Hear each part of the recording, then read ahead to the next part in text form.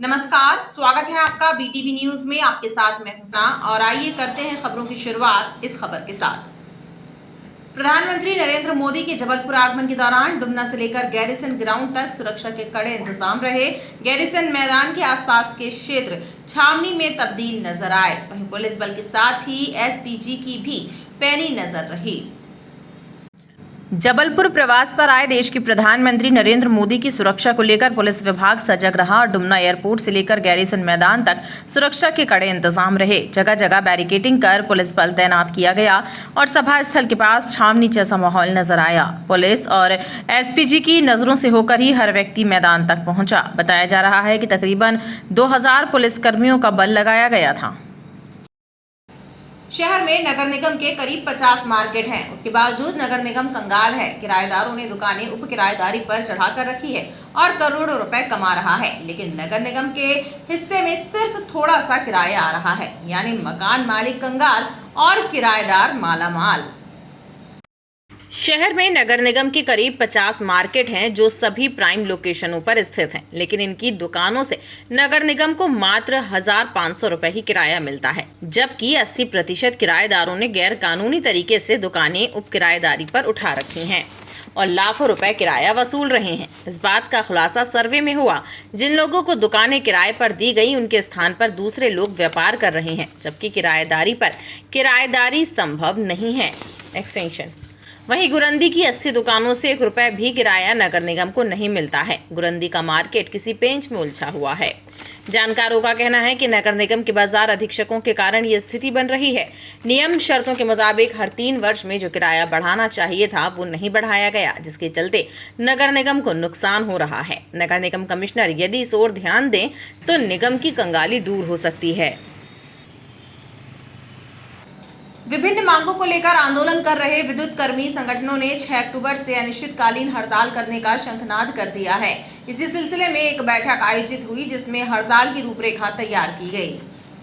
7 सूत्रीय मांगों को लेकर चरणबद्ध आंदोलन कर रहे अभियंता संघ United forum power engineers employees association के आह्वान पर 6 अक्टूबर से विद्युत कर्मियों की अनिश्चितकालीन हड़ताल शुरू हो रही है। तीनों संगठनों की बैठक में हड़ताल के निर्णय पर अंतिम मुहर लग गई है और सभी सदस्यों को उनकी जवाबदारी भी सौंप दी गई है। अभियंता संघ के पदाधिकारियों ने बताया कि हड़ताल की जानकारी कलेक्टर एसपी को भी दे दी गई है और उन्होंने कहा कि विद्युत आपूर्ति बाधित होने पर जनता को होने वाली तकलीफ के लिए शासन को जिम्मेदार ठहराया जाएगा। यह निर्णय लिया है कि संयुक्त रूप से हम अपनी मांगों के लिए सरकार से लड़ेंगे, जिसके प्रथम चरण में 2 अक्टूबर 2023 को हम सभी जिलों में अनशन किए थे। उसके बाद 6 अक्टूबर को हमारी अनिश्चितकालीन हड़ताल थी, जिसके तहत हमने सभी एसपी साहब और कलेक्टर जी को इंटीमेट कर दिया है कि हमारे प्रदेश के सभी वर्ग के कर्मी, चाहे अभियंता हो, विद्युत कर्मी हो या आउटसोर्स या संविदा, सभी कल से अनिश्चितकालीन हड़ताल पे जाएंगे। बैठक में तीनों संगठन के सदस्य शामिल रहे। बुजुर्ग यदि समय रहते अपने अनुभवों की चाबी युवाओं के हाथों में सौंप दें तो समाज का कल्याण और प्रगति दुगनी गति से हो सकती है। नई पीढ़ी को संस्कारवान बनाना बुजुर्गों का कर्तव्य है। ये धर्ममय वाणी कटंगी रोड स्थित जैन मंदिर अमृत तीर्थ में प्रवाहित हुई, जहां इन दिनों आचार्य विद्यासागर जी महाराज की शिष्या आर्यका चिंतनमती माता प्रवचन दे रही हैं।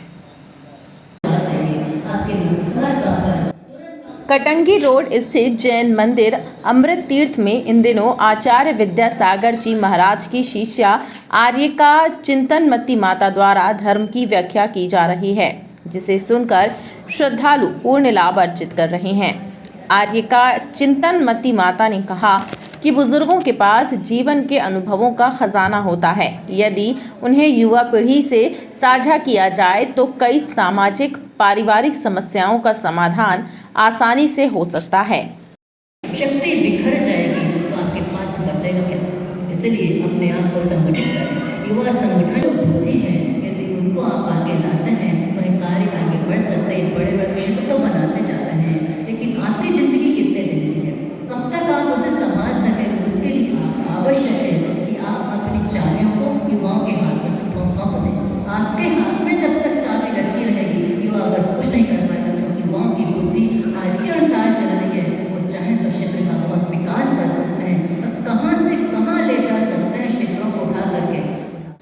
मंदिर समिति ने बताया कि पंच कल्याणक महोत्सव के बाद इस मंदिर में लगातार संतों का आगमन हो रहा है।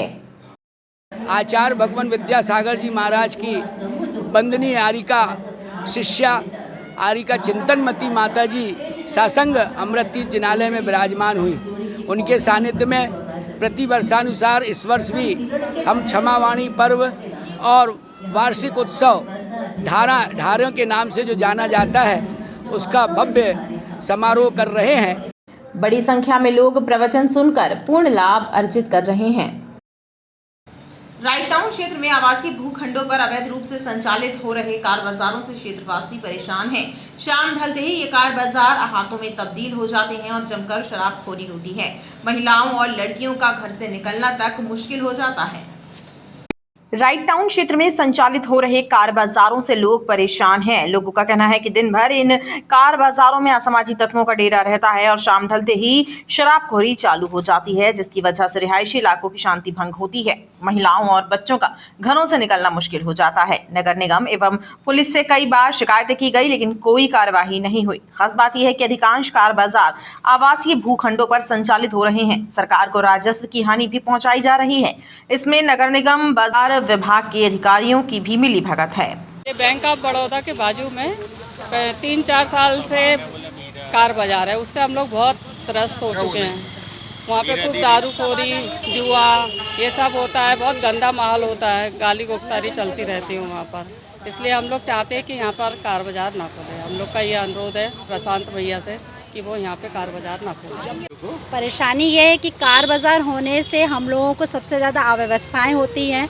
पहली बात, यहाँ का माहौल उन लोग बिगाड़ के रखे हुए। यहाँ पे शराबखोरी करते हैं, जुआखोरी करते हैं। रात में हमारी बहुएं बिटियाँ छतियों पे खड़ी नहीं हो पाती हैं। बाहर हमारे बच्चों का डर बना रहता है। इस कारण से हम लोग ये चाह रहे हैं कि यहाँ पे कार बाजार ना होए, है ना, और जो भी काम होए व्यवस्थित होए। यहाँ पे ये अनुरोध है हमारा आपसे। 6 बजे तक ठीक रहता है। 6 बजे के बाद जी रात को 1 बजे तक यहाँ दारू, जुआ, सट्टा सब चालू होता है और जितने असामाजिक तत्व रहते हैं शहर के पूरे यहाँ इकट्ठे होते हैं। और यहाँ पूरा राइट टाउन इलाका है, आपको मालूम है, इधर सब रेसिडेंशियल इलाका है, सब अच्छे लोग रहते हैं। यहाँ सामने हमारे संघवी जी डॉक्टर हैं, मानस भवन चौक है, मानस भवन में इतने अच्छे प्रोग्राम होते हैं और सब यहाँ पे दारूखोरी होती है और सब लोगों के साथ अभद्रता होती है। और सब लेडीज़ें हमारी खड़ी हुई हैं जो सब वॉकिंग करती थी, इनका 4 साल से घूमना बंद हो गया है। बच्चे बाहर नहीं निकल पाते। क्या चाहते हैं आप इसको? हम इसको बंद कराना चाहते हैं। क्षेत्रीय लोगों का कहना है कि प्रशासनिक अधिकारी ध्यान दें तो रात्रिकालीन होने वाली शराबखोरी यहां बंद हो सकती है। शाम को कार बाजार के बंद होने का समय भी यदि निश्चित कर दिया जाए तो आवारागर्दी पर विराम लग सकता है। रेलवे में नौकरी दिलाने के नाम पर सदर निवासी महिला से ठगी करने वाले एक आरोपी को जीआरपी, आरपीएफ और सीआईडी ने गिरफ्तार किया है। रेल पुलिस के अनुसार खुद को ब्रोकर बताने वाला युवक महिला को फर्जी नियुक्ति पत्र देने जबलपुर आया था और उसी दौरान उसे दबोच लिया गया। सदर निवासी महिला अन्नू साहू को रेलवे में नौकरी दिलाने के नाम पर जबेरा में रहने वाले विकास अवस्थी द्वारा ठगी का शिकार बना लिया गया। इसकी शिकायत अन्नू ने जीआरपी थाने में दर्ज कराई, जिसके बाद रेल पुलिस और आरपीएफ के साथ ही सीआईडी की टीमों ने आरोपी की तलाश शुरू कर दी। वहीं बीते दिन पीड़िता ने सूचना दी कि वो नियुक्ति पत्र देने जबलपुर आ रहा है, लिहाजा रेल पुलिस ने घेराबंदी कर आरोपी को गिरफ्तार कर लिया। जीआरपी थाना प्रभारी शशि ध्रुवे ने बताया कि नियुक्ति पत्र फर्जी था और विकास ने अनु से लगभग 1,20,000 रुपए ठगे थे। रेलवे में कार्यरत हूँ करके विकास नाम के व्यक्ति ने उसे बताया और उससे बोला कि मैं रेलवे में आपको वैकेंसी आई है, आपको मैं नौकरी दिला दूंगा करके, आप मुझे 1 लाख रुपए दो करके वो उससे छोटे अमाउंट में उससे पैसे लेता रहा। और फरियादियों को कल वो रेलवे स्टेशन में नियुक्ति पत्र देने के लिए आया था। तो फरियादियों को शक हुआ कि ये नियुक्ति पत्र फर्जी है, तो फरियादी ने थाने में आके रिपोर्ट किया। ऐसे और भी पूछताछ की जा रही है कि ये और भी लोगों के साथ में नौकरी दिलाने के नाम में ठगी किया है क्या, वो भी हम इसमें अभी जानकारी ले रहे हैं। उसके पास से जो महिला से इसने अमाउंट लिया था उसमें से हमें 60,000 रुपये और ज्वेलरी में इसने कान का और अंगूठी इससे हमने जब्त किए हैं और जिससे मोबाइल इसने यूज़ किया था फ़ोन पे के माध्यम से पैसे बुलवाए थे वो भी हमने जब्त किया है। इसमें टोटल कितने की डील हुई थी? 1 लाख में नौकरी दिलाने के लिए इसने महिला से बोला था कि 1 लाख आप मुझे दीजिए, मैं आपको रेलवे में नौकरी दिलाऊंगा।